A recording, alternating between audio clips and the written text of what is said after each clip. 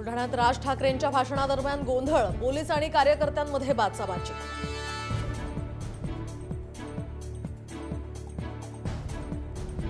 भाजप नेते हर्षवर्धन पाटील भाजपची साथ सोडण्याची शक्यता। हर्षवर्धन पाटील हे लवकरच महाराष्ट्राच्या हिताचा निर्णय घेतील, सुप्रिया सुळेंचं सूचक विधान।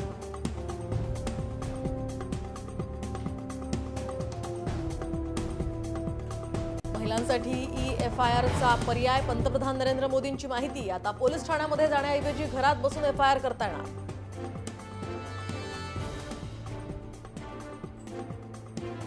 मुंबई गोवा महामार्गाची मुख्यमंत्री एकनाथ शिंदे करणार पाहणी। पळसपे ते सिंधुदुर्गपर्यंत पाहणी दौरा करून महामार्गाच्या कामाचा घेणार आढावा।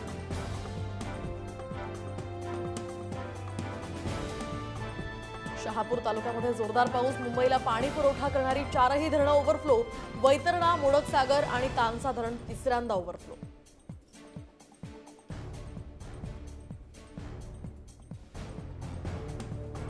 पुण्यात कोयता गँगची दहशत, ऑन ड्युटी असलेल्या सहाय्यक पोलीस निरीक्षकावर कोयता गँगचा हल्ला, दोघा आरोपींना अटक।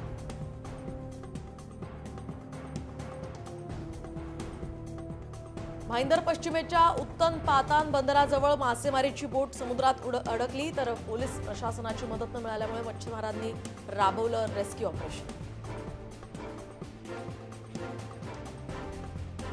सोनं सध्या 73,000 तर चांदी 87,000 रुपये प्रति किलो। दिवाळीत आणखी भाव वाढणार असल्याचाही अंदाज।